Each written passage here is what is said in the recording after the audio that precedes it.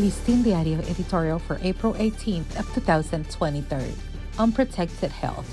The country's health system is unprotected from beginning to end. There is a pronounced shortage of doctors, especially specialists, to treat multiple types of diseases. There is a shortage of beds, hospitalization areas, operating rooms, and appropriate intensive care rooms.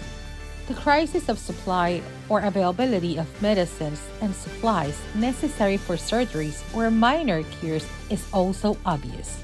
Without a good network of primary care centers, general or specialized hospitals face enormous service pressure, which they are unable to provide adequate care. Not to mention hygiene conditions and aseptic procedures to prevent the proliferation of germs, bacteria, or other microorganisms that cause thousands of deaths of children and adults in hospitals. The well-known case of the Los Minas Maternal and Child Hospital, where 34 children died of various causes in February, including 5 from an external infectious germ, illustrates the vulnerability of the system.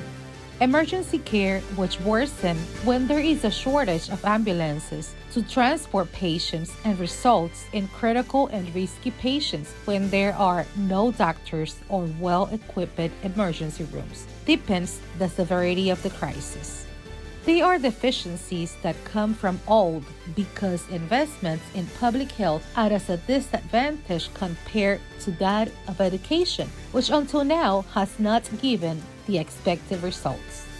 Although in recent years hospitals have been re-equipped and remodeled, or new ones have been built, we still lack a sufficient number of specialist doctors and nurses in the provinces. Considering that the country is at its best moment of economic development, attracting multi-million-dollar foreign investments for tourism, industry, and energy, the absence of good medical centers in the areas impacted by these investments is not justified.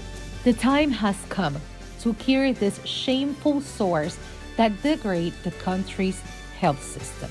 For Listín Diario, voiceover and translations by Indira Rodriguez.